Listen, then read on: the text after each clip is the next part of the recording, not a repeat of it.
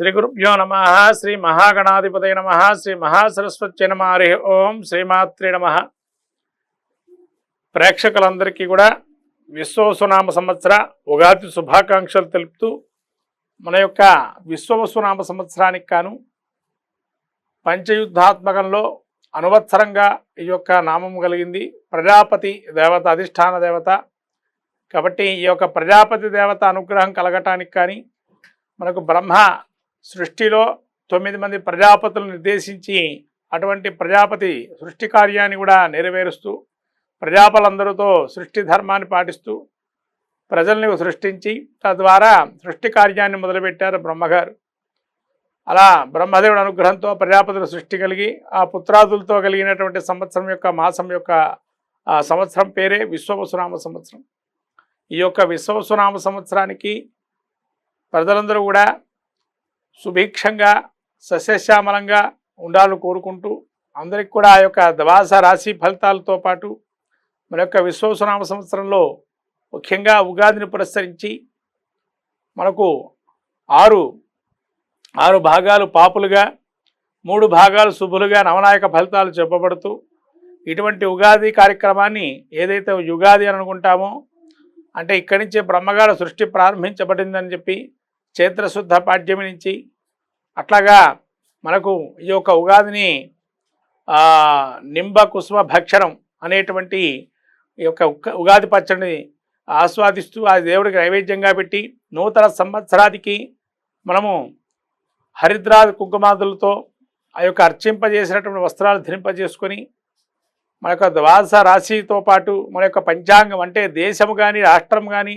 గ్రామం కానీ మండలం కానీ ఏ విధంగా సుభిక్షంగా ఉంది నగరం కానీ అని చెప్పి తెలుసుకోవటం ముఖ్యంగా ఈ యొక్క ఉగాదిలో పురస్కరించి ప్రజలకి కొంత అనేక రకాలైనటువంటి ధర్మ క్షేత్రాల్లో అంటే ధర్మక్షేత్రం అంటే న్యాయస్థానాల్లో రాబోయే కాలంలో కొన్ని కఠినమైనటువంటి నియమాలతో కూడుకున్నటువంటి సంఘటనలు ఏర్పడటం అట్లానే ప్రజలకి సుభిక్షంగా సస్యశ్యామలంగా వృద్ధి చెందటం ముఖ్యంగా ఉద్యానవన పంటలు పూల పంటలు పండ్ల పంటలు అధికంగా ఉండటం డైరీ ఫార్మ్స్ లాంటిది చాలా అత్యధికంగా పరిశ్రమలు నెలకొల్పటం వ్యాపారాలు కూడా పోటీతత్వంతో ఉండటం అట్లానే ఈ యొక్క రియల్ ఎస్టేట్ వ్యాపారం కానీ కొంతవరకు ఇప్పుడుకున్న పరిస్థితి కన్నా కొంత మెరుగుపడటం తద్వారా నూతనోత్తేజాన్ని పొందటం రాజుల్లో రాజ్యాధినేతల్లో కొంత ఆధిపత్యమైన వైషమ్యాలు ఉండటం తద్వారా ప్రజలకి క్షోభ కలగటం ఉత్తర ఈశాన్య ప్రాంతాల్లో అరిష్టాలుగా ఉండటం అట్లానే మనకు తెలుపు ధాన్యం కానీ తెలుపు వస్త్రాలు కానీ దూది కానీ బియ్యం కానీ రేట్లు కొంత పెరగటం బంగారం కూడా హెచ్చుతగ్గులుగా ఉండటం అట్లానే వెండి అత్యధికమైన ప్రియమైన రేటుగా పెరగటం అలాగే మనకు దినుసులు ధాన్యపు దినుసులు ఏవైతే ఉన్నాయో ఆ ధాన్య దినుసులు కూడా రేట్లు పెరగటం జరుగుతుంది. ప్రజలకి కొంతవరకు ఈ యొక్క రేట్లు పెరగటంతో ఇబ్బందులు పడటం జరిగే అవకాశం ఉంది. అట్లాగే ఈ యొక్క ప్రజల్లో కొంత స్పెక్యులేషన్ చేసేటువంటి వారు ట్రేడింగ్ చేసేటువంటి వారు జాగ్రత్తగా ఉండటం మంచిది. ఆర్థికంగా కొన్ని ఇబ్బందులు పడే అవకాశం ఉంటుంది. అంటే బ్యాంకు రంగాల్లో ఉండేటువంటి వారు ఎవరైతే ఉన్నారో మూలధనానికి సంబంధించి బ్యాంకుల్లో కొంతవరకు దాన్ని కూడా వెచ్చించాల్సిన పరిస్థితి రహస్యంగా ఉండటం దాన్ని కూడా తీసి పెట్టుబడులుగా పెట్టే అవకాశంగా ఉంటుంది. ఈ యొక్క బ్యాంకు రంగంలో కూడా ఇబ్బందులు కలిగే అవకాశం ఉంది. అట్లానే బ్యాంకులతో పాటు మిగతా కొన్ని చిన్న వ్యాపారం ఆర్థికపరమైన వ్యాపారంలో కొన్ని ఒడిదుడుకులు వచ్చి కొన్ని దివాళా తీయాల్సిన పరిస్థితికి వస్తాయి. కొన్ని ఒక వ్యాపారాలు కూడా ప్రముఖుల సంబంధించి కొన్ని వ్యాపార సంస్థల్లో కొంతవరకు ఆవిరైపోవటం ధనం కూడా తద్వారా ఇబ్బందులు పడటం అలాగే ముఖ్యంగా భోగలాలస తత్పరులై ప్రజలు జీవనం చేయటం తద్వారా యజ్ఞాగాది కృతువులు నిష్కామంగా చేయకపోవటం అట్లానే అగ్రవర్ణాల్లో ఉండేటువంటి వారికి కొంతవరకు ఇబ్బందులు కలగటం అలానే ఈ యొక్క రాజు మనకు మంత్రి గారు చంద్రుడు కావటం వల్ల ఎప్పుడు అనిశ్చితిగా ఉండటం ఆందోళనగా ఉండటం తర్వాత మాటలు తూటాలు ఒక బాంబుల్లాగా పేలటం కుటుంబంలో కావచ్చు అక్కడే వ్యవస్థలో కావచ్చు తద్వారా వైషమ్యాలకు లోను కావటం ఇవన్నీ కూడా ప్రబలే అవకాశం ఉంటుంది. తర్వాత రోడ్డు, రైలు ప్రమాదాలు, వాయు ప్రమాదాలు, జల ప్రళయాలు, జల ప్రమాదాలు జరిగే అవకాశం ఉంటుంది. నూతనంగా చెప్పాలంటే ఇంకా వ్యాపారాల్లో కొంత ఎలక్ట్రిసిటీకి సంబంధించిన వ్యాపారాలు కానీ, ఎలక్ట్రికల్ సంబంధించిన వ్యవహారాలు కానీ మెరుగుపడటం, అట్లనే అంతర్గతంగా భూమిలో అంతర్గతంగా కొన్ని ఖనిజాలని బయటికి వెలికి తీయటం, తద్వారా నూతనమైనటువంటి పరిశ్రమలు ఏర్పాటు చేయటం, అలాగే పెట్రోల్ కానీ భూగర్భంలో అడుగున ఉండేటువంటి ఖనిజ పదార్థాలతో వ్యాపారాలు మళ్ళీ ఊపందుకోవటం లాంటివి జరిగే అవకాశం ఉండటం, కొత్త ఖనిజాలతో వ్యాపారాలు మొదలుపెట్టడం, ఖనిజ సంపదని అత్యధికంగా చూడటం లాంటివి జరిగే అవకాశం ఉంటుంది. అలానే మనకు ప్రజల్లో కానీ లేదా స్త్రీ పురుషాదుల్లో కానీ ఈ విడాకులకు సంబంధించిన వ్యవహారాలు ఏవైతే ఉంటాయో వాటికి కఠినతరమైన నిర్ణయాలు తీసుకోవటం న్యాయస్థానాలు, తద్వారా న్యాయానికి సంబంధించిన వ్యవహారాలు కూడా రాబోయేటువంటి కొంత మార్పులు, పెను మార్పులు వచ్చే అవకాశం ఉంటాయి. ఆ పెను మార్పుల్లో వైవాహిక జీవితం నడిపేటువంటి వారికి కఠినమైనటువంటి ఇబ్బందులు ఉంటాయి. ఎవరు పడితే వాళ్ళు మళ్ళీ విడాకులకు వెళ్లకుండా చేద్దామనే ఒక న్యాయ వ్యవస్థలో మార్పులు వచ్చే అవకాశం ఉంటుంది. తద్వారా నూతనమైనటువంటి కుటుంబ వ్యవస్థను ఏర్పాటు చేయడానికి అవకాశం ఎక్కువగా మెండు చూపే అవకాశం ఉంది ఈ యొక్క గృహస్థితితో పాటు. కాబట్టి త్వరితగతిన ఇవాటి కాలంలో మనం చూస్తున్నాము, పెళ్ళిళ్ళు జరగటం, విడాకులు తీసుకోవటంలో ఏవైతే జరుగుతున్నాయో వాటిలో కొన్ని పెను మార్పుల సంచలనంగా సృష్టించి వాటిని స్ట్రిక్ట్గా కొన్ని రూల్స్లు ఫాలో చేసి తద్వారా వీటిని అరికట్టే ప్రయత్నం చేస్తారు న్యాయ వ్యవస్థల్లో కూడా. అట్లాగే రాజు రవి కావటం వల్ల ఇటువంటి పరిణామాలు ఎక్కువగా చేసుకునే అవకాశం ఉంటుంది. కఠినతరమైన నిర్ణయాలు తీసుకోవటం వల్ల కొన్ని ప్రజలు కూడా క్షోభపడే అవకాశం ఉంటుంది. తద్వారా ఇబ్బందులు పడినా ప్రజలు వాళ్ళది విస్మరించి ప్రజలు కూడా మేము ఎన్నుకున్నట్టు యొక్క రాజ్యాధినేతలు ఈ విధంగా ఉన్నారే అని చెప్పి కొంతవరకు వాళ్ళు కూడా భావన చేయటం, ఇటువంటివన్నీ కొత్తదే నిర్ణయాలు తీసుకోవటం, మత్తు పానీయాలు కానీ మత్తు పదార్థాలకి కొంత యువత వాటికి మళ్ళీ కూడా వెళ్ళటం, ఇవన్నీ జరిగే అవకాశం ఉంది. ఇంకా విదేశీలో ఏదైతే ఉందో ఆ విదేశీయులందరూ కూడా మళ్ళీ స్వదేశానికే వెళ్ళడం మంచిది, మన యొక్క వైభవాన్ని చాటుకోవాలి అనే ఒక ట్రెడిషనల్ లెవెల్స్ మళ్ళీ పెరిగే అవకాశం ఉంటుంది వాళ్ళు రావటంతో. అంటే ఇప్పుడిప్పుడే ప్రారంభమైంది అటువంటి పరిష్కారానికి, ఆ సమస్యకు పరిష్కారం కూడా. కాబట్టి వీటిని మళ్ళీ కూడా పునరావృత్తిగా తెలిపే అవకాశం, అంటే స్వదేశానికి వెళ్దామనే ఆలోచనతో ఉండడం విదేశీయులు కూడా, విదేశీయత్వం ఉన్నా కూడా ఇటువంటివన్నీ కొత్తదైన మార్పులు మనకు కనబడుతూ ఉంటాయి. అక్కడ వ్యాపారాలు పెట్టుకునేటువంటి వారు కూడా ఇక్కడ వ్యాపార పునరుత్తేజం చేయాలి భారతదేశంలో అని చెప్పి భారతదేశీయులు ఎవరైతే ఉన్నారో వాళ్ళు మళ్ళీ ఇక్కడ వ్యాపారంగానే పుంజుకునే ప్రయత్నం చేయటం, తద్వారా ఆర్థికపరమైనటువంటి భారతదేశానికి ఆర్థిక మంజాన్ని నుంచి బయటపడే అవకాశం, తర్వాత నూతనమైనటువంటి సాంకేతిక జ్ఞానం పెరగటంతో కొంత ఉద్యోగస్తులకి అనిశ్చితి కొలవటం, తద్వారా ఉద్యోగ అవకాశాలు సన్నగిల్లటం లాంటివి ఈ మార్కెట్లో జరిగే అవకాశం ఉంది.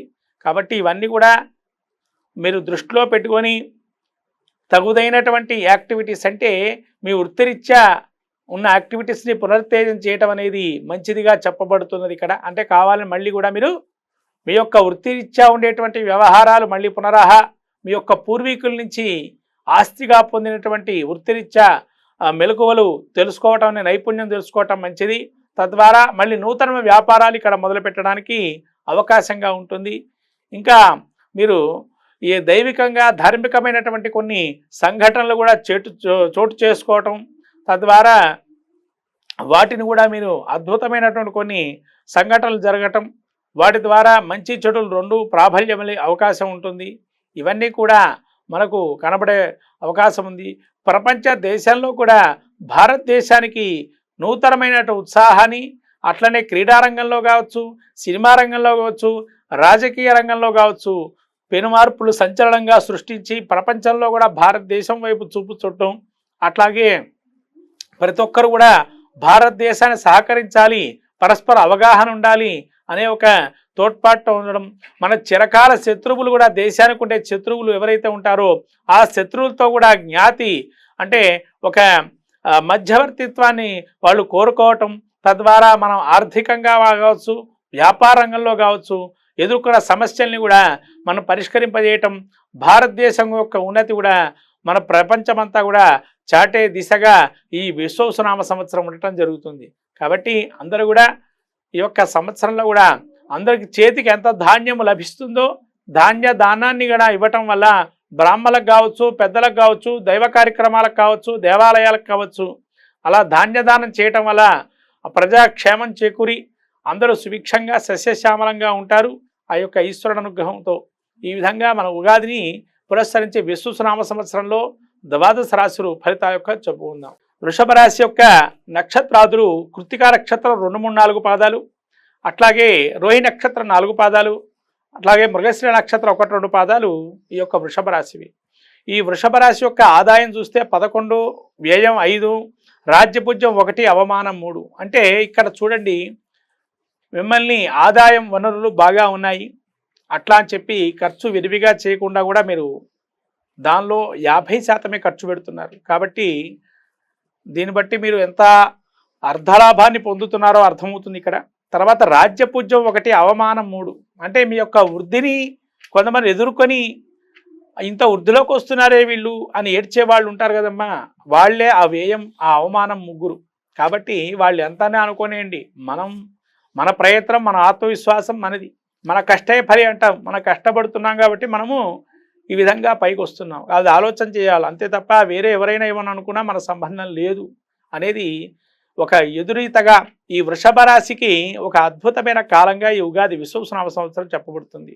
ముఖ్యంగా ఇక్కడ ఈ యొక్క విశ్వవసునామ సంవత్సరంలో ఏకాదశంలో శని రావటమే అయోగంగా మారింది. ఎందుకంటే రాజయోగకారకుడు వృషభ రాశి వారికి సహజంగా శని దశమ ఏకాదశ స్థానాధిపతి అయినటువంటి శని, నవమ దశమ స్థానాధిపతి అయిన శని వీళ్ళకి ఏకాదశంలో ఉండటం అనేదే పెద్ద యోగంగా మారింది.